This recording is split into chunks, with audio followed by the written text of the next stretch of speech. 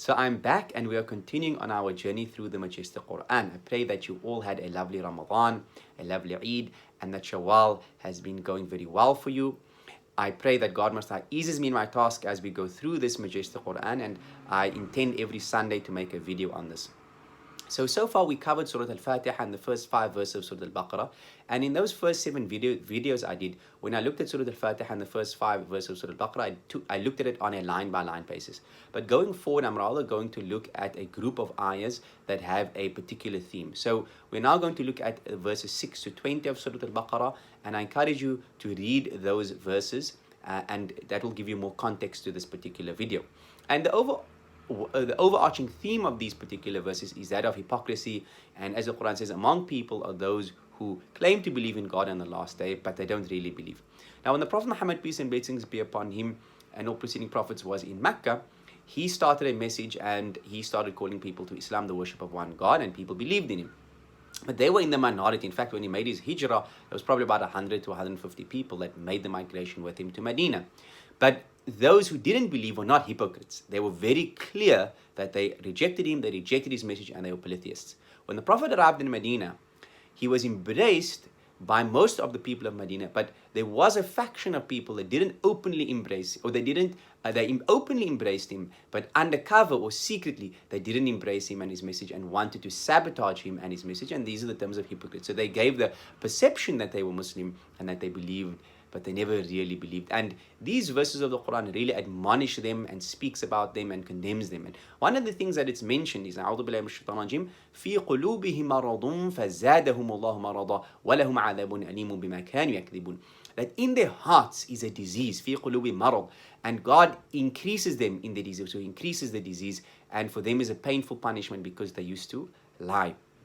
Now, this concept of a disease in our heart is something that can be prevalent in almost every human being if we don't make a conscious effort to purify our hearts.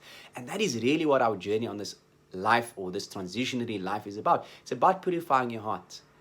That is it. If you look at the Quran, it speaks about the idea that on the day of judgment, neither your wealth nor your children will avail you, except for those who come to God with a sound heart, a qalbun salim. That's it. So if you are applying yourself on a daily basis to purifying your heart, cleansing your heart, then you are on a path to success. And if you're ignoring your heart and you are pursuing a path of diseasing it, then you are on the wrong path. And this is why the Prophet Muhammad, peace and blessings be upon him, and all preceding prophets always made the dua, Ya muqallib al-qulub, thabit qulubana ala dinik. O turn of hearts, turn my heart to your way. And in fact, Anas ibn Malik said, Messenger of Allah, we hear you all the time making this supplication. We believe in you and we believe in the message you were sent. Do you fear for us? And the Prophet said something to the effect that, yes, I do, for the hearts are between God's fingers. And this is a metaphor. God doesn't literally have fingers. Metaphorically, they're between God's fingers, and He turns them in whichever direction He wills. So God can increase our heart in disease, or He can turn our hearts to His deen. And this is why we must ask to have our hearts be turned to His deen and be aware of the diseases of the heart. So let us all make this dua part of our daily life. Ya muqallib al-qulub, O turn of heart, thabit qulubana ala dinik. Turn our hearts to your deen, and may we all become aware of the fact that the only thing that matters when we transition from this life to the hereafter.